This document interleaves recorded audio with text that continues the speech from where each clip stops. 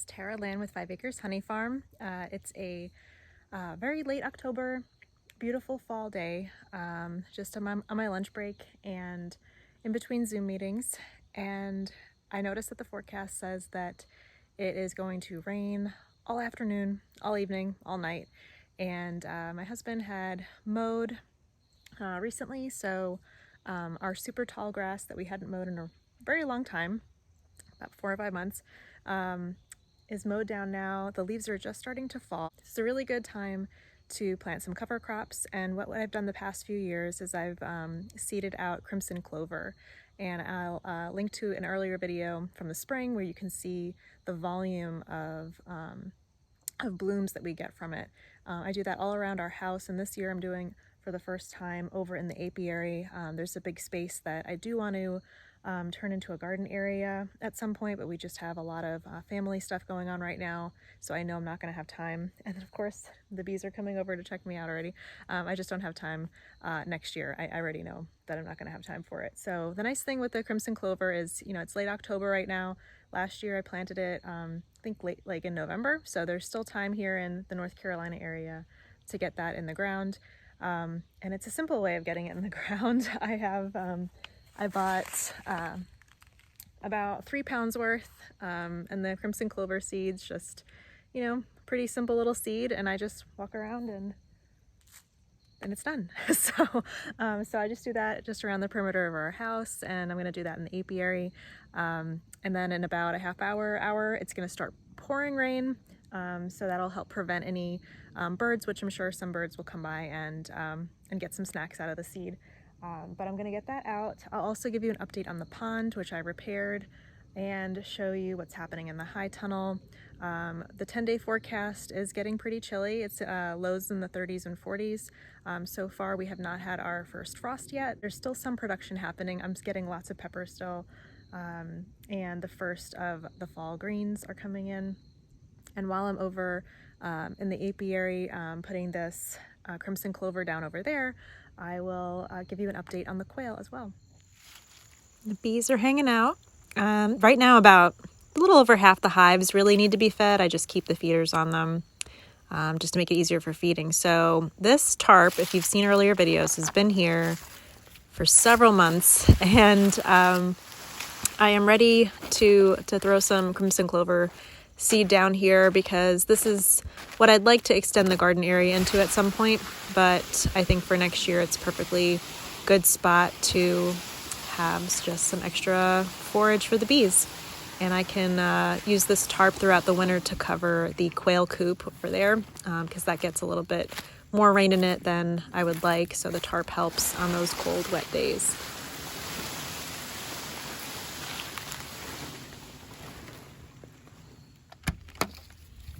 Quick peek in the high tunnel. I've left some of those squash vines in here just to hang out for a bit. They'll probably be done soon. And over here I've got my first greens of kale. Peppers are doing great.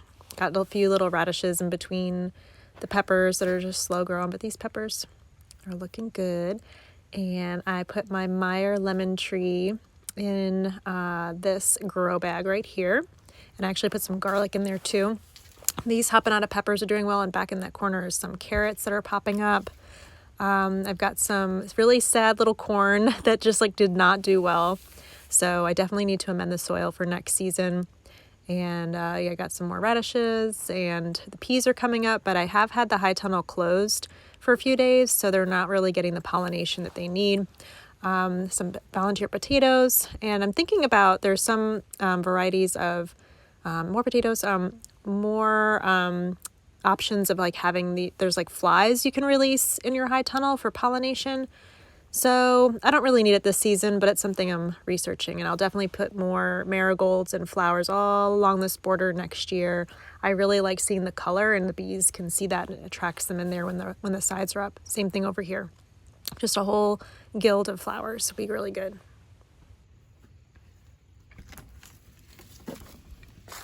And of course, the honeybees are not the only pollinators I'm thinking of. That whole split rail fence border is full of carpenter bees in the spring and summer. And the garden is ready for its nap. There's just a lot of beans growing here. There are some blackberry bushes to transplant, and that's about it.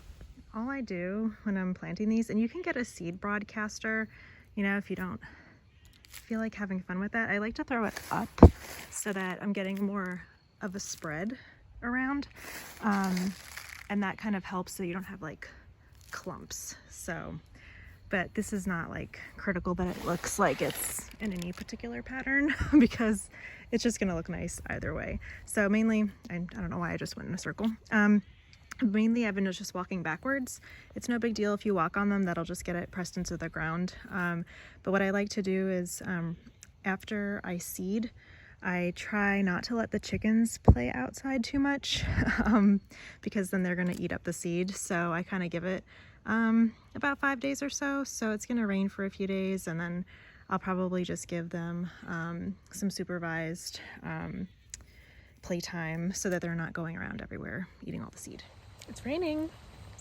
I got some of the seed done before my lunch break ended, but I did not finish. I'm just walking around here. I wanted to show you the pond. I also have, this isn't coffee, it's actually some more seed. I'll share a little bit more about it in a moment, but I'll show you the pond. Take a peek here. Yeah, so I think I mentioned in an earlier video that I had to reline the pond, which I made 1 year ago. So I've started, it looks like something knocked over some of the rocks here, but that's kind of like where the bees like to hang out. I'm kind of making a little bit of a smaller little rock wall over there for them. Just getting all of this in place. It's kind of tough. I'm trying to do like the top part of the rock wall first, and then filling in the gaps and, oh boy, and covering up the liner. So this is looking really good. I'm really happy with it. And all of these rocks are from around our property, so I haven't had to invest anything other than my time and effort. And hopefully I won't need to invest in another liner again. And so I've got, you know, all those rocks in. I'm going to keep working my way around. I'm just not giving myself a deadline with it. I figured I'm just going to piecemeal it over the fall and winter. And that way, when I get busy with the garden in the spring, this is done. Ooh, there's a little bit of a drop there. And so a little bit more about this area. So I put the old liner over here to suppress some weeds. So I'm going to be putting cardboard down. I keep hearing the squirrels around here. Putting the cardboard down through here like I've started, and I'm going to be putting, we're going to get a trailer full of topsoil and put that on top just to help suppress these, excuse me, these weeds, and get some other plants established in this area. And I feel like I'll be able to better control, I mean, the only weeds that really came up were just right in here this past summer, which is really remarkable considering how heavy the weed pressure is around here. So I do have a permaculture design that I laid out for this pond garden area. It's called the pond polyculture. I'll probably do a different video about it. And I put that together last year when I was getting my permaculture design certification. So I'll share more about that soon. Lots to share there. And now I'll take you around. The quail are so cute. I had 31 more quail hatch in late September, early October. This guy with the orange chest, he is one of the most handsome roosters I've ever hatched. So I'm planning on breeding him in the spring. No eggs. That seemed to be a pattern from last winter. No eggs until the spring. Check this out. It is the last week of October and the strawberries are still coming. And this is an alpine strawberry, so it's not even intended to do well here in the South. And it just goes almost in all 4 seasons, I would say. I think I might have found some in the winter last year. So good. Tastes like cotton candy and bubblegum combined. So good. Under here, I had put some compost down and covered it up a few weeks ago, so I knew I was going to plant in this space. So now that it's starting to rain, putting down the wheat seed, which I will tell you more about in a moment, that I discovered recently, and as in recently, last weekend.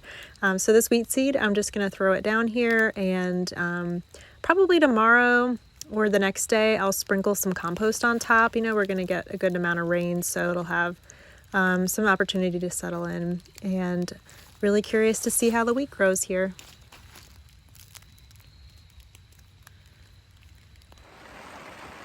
figured I'll plant some of the turkey red.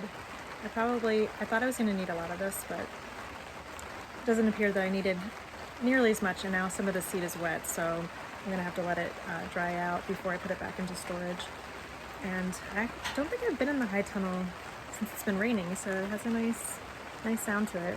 I'm looking for a spot out here to do like a test patch of the winter wheat. Obviously it's meant to grow through the winter, but I'm curious to see how it does under cover. This is what I wanted to tell you a little bit about. This is a 2-pound bag of turkey red wheat seed. Pretty self-explanatory. I ordered this from a farm that I hadn't ordered from before. It is a family farm in extremely northern parts of Maine, and I just found it by Googling, and I really liked that it was a family farm, and they actually also offer potatoes and a bunch of other seed and plant varieties. So something that I'm going to look into. I generally order most of my seed, not really potato related, but most of like my other garden seed from southern suppliers like So True Seed and Southern Exposure Seed Exchange, because they're varieties that grow well in the South.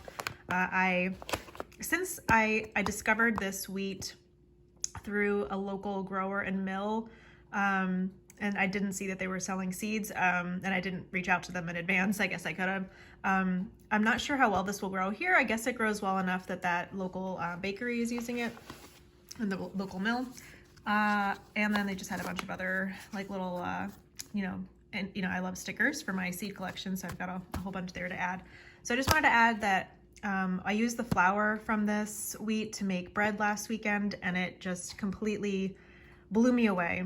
It was the best bread that I've ever baked, and I'm just for giggles planting some of this wheat to see how and if it grows here. So I'm doing a patch actually 2 different patches in the garden, in the high tunnel, and I might do some in a grow bag on the front deck. I just like to try it in different spots to see what happens.